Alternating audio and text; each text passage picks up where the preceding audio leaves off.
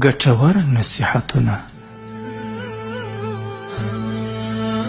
حضرت علی رضی الله عنه فرمایي په کوم ځای کې چې ستا عزت نه کیږي هلته هیڅکله مه ځه، که څه هم هلته تا ته د طلا په کاسه کې ډوډۍ درکوي.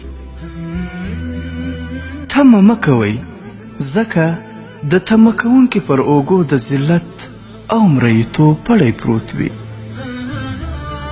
هر څه زکات لري، د مازغو زکات دا دی چې د ناپوهانو په وینا غوږ ونه ګرول شي.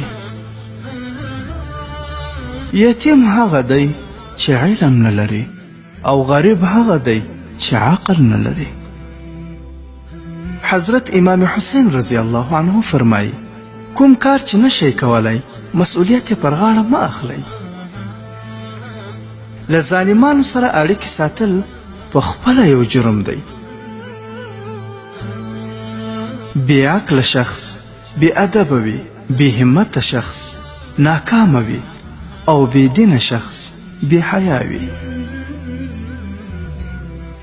او حضرت لقمان حکیم رحمه الله فرمایي له احمقانو او ناپوهانو سره انډیوالي مه کوئ، دا په سختي حالت کې ستاسو ستونزې او کړاوونه لا زیاتوي.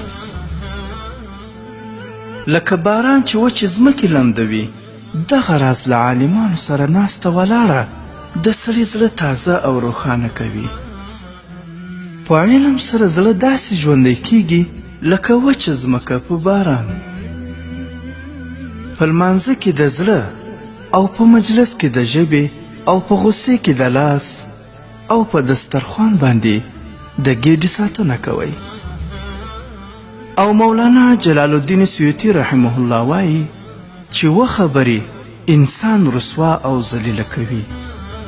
له بلنې پرته میلمستیا ته تلل، په مجلس کې تر خپلې مرتبې پورته کېنستل، د نورو په خبرو کې دخالت کول، میلمه کېدل او پر کوربه باندې امر کول او د ناوړه شخص سره دوستی کول.